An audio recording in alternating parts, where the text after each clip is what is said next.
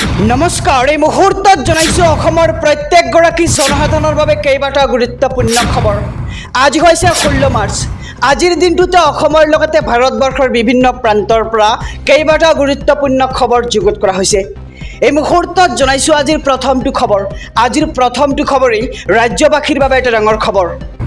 চৰকাৰী আঁচনি নোপোৱা লোকক বিচাৰি যাব বিজেপিয়ে।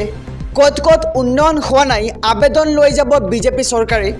এইবাৰ গঠনমূলক নিৰ্বাচনী প্ৰচাৰ চলাব বিজেপিয়ে।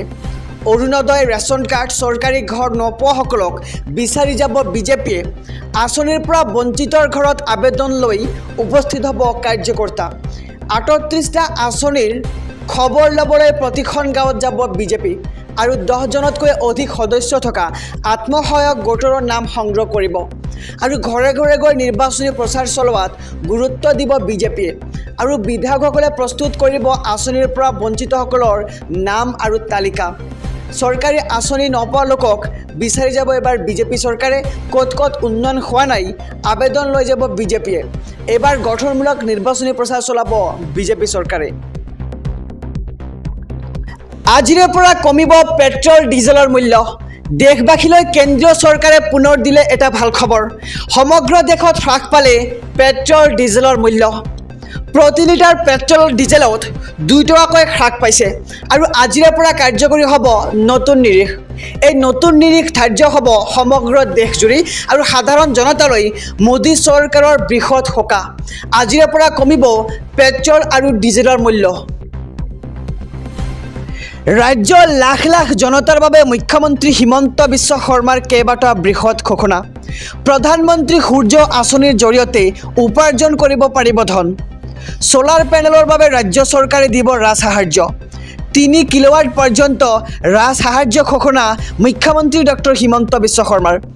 1 কিলোৱাটত মামাই দিব 15,000কৈ টকা আৰু মোদী ডাঙৰীয়াই দিব 30,000কৈ টকা সোলাৰ পেনেলৰ বাবে আৰু মৰ্টগেজ নিদিয়াকৈ চৰকাৰী কৰ্মচাৰীয়ে পাব SBIৰ পৰা ঋণ আৰু দালালৰ আশ্ৰয় নল'বলৈ আহ্বান জনাইছে এইবাৰ মুখ্যমন্ত্ৰী ডক্টৰ হিমন্ত বিশ্ব শৰ্মাই আৰু ডাকঘৰত আবেদন কৰিব পাৰিব সোলাৰ পেনেলৰ বাবে। এই মুহূৰ্তৰ খবৰ জনাইছোঁ যে 250 ঘৰ মানুহ থাকিলে গাঁৱত ৰাস্তা হ'বই আৰু গাঁৱৰ ৰাস্তাৰ বাবে মন্ত্ৰী বিধায়কক কোৱাৰ প্ৰয়োজন নাই। ৰাজ্য চৰকাৰে ব্যৱস্থা কৰিব বিশেষ পৰ্টেলৰ আৰু পৰ্টেলত আবেদন কৰিলেই হ'ব ৰাস্তা ঘাট আৰু কাম নকৰিলে দৈনিক জৰিমনা দিব লাগিব বিষয়া কৰ্মীয়ে আৰু RTPS পৰ্টেলত অভিযোগ কৰিলেই গ্ৰহণ কৰা হ'ব বিহিত ব্যৱস্থা। নিৰ্বাচনৰ পিছতে সমগ্ৰ দেশজুৰি বলবৎ হ'ব UCC-ক লৈ পুনৰ ডাঙৰ ঘোষণা কেন্দ্ৰীয় গৃহমন্ত্ৰী অমিত শ্বাহ। UCC বলবৎ হোৱাৰ পূৰ্বে হ'ব পূৰ্ণ চৰ্চা আৰু ধৰ্মৰ আধাৰৰ ভিত্তিত আইন হ'ব নোৱাৰে।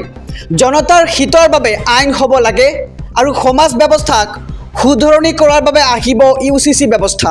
নিৰ্বাচনৰ পিছতে সমগ্ৰ দেশজুৰি বলবৎ হ'ব UCC। আমি খবৰটো আকৌ জনাবলৈ যত্ন কৰিম। UCC-ক লৈ পুনৰ ডাঙৰ ঘোষণা কেন্দ্ৰীয় গৃহমন্ত্ৰী অমিত শ্বাহৰ। UCC বলবৎ হোৱাৰ পূৰ্বে হ'ব পূৰ্ণ চৰ্চা আৰু ধৰ্মৰ আধাৰৰ ভিত্তিত আইন হ'ব নোৱাৰে।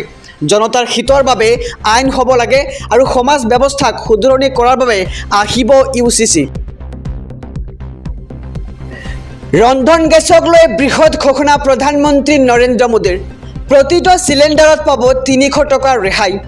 ৰেচন কাৰ্ডৰ লগতে উজ্জ্বলা আঁচনি থকা লোকে লাভ কৰিব এই আঁচনিৰ সুবিধা আৰু কোটি কোটি লোকৰ বাবে কেন্দ্ৰীয় চৰকাৰৰ এই বৃহৎ ঘোষণা। আৰু 2025 চনলৈকে প্ৰতিটো চিলিণ্ডাৰত ৰেহাই পাব আপুনি 300 টকা আৰু 31 মাৰ্চ 2025লৈকে এই ঘোষণা মোদী চৰকাৰৰ। আৰু ৰন্ধন গেছক লৈ বৃহৎ ঘোষণা কৰিছে এইবাৰ প্ৰধানমন্ত্ৰী নৰেন্দ্ৰ মোদীয়ে। প্ৰতিটো চিলিণ্ডাৰত পাব আপুনি 300 টকাৰ এক বিশেষ ৰেহাই আৰু ৰেচন কাৰ্ডৰ লগতে উজ্জ্বলা আঁচনি থকা লোকে লাভ কৰিব এই আঁচনিৰ সুবিধা।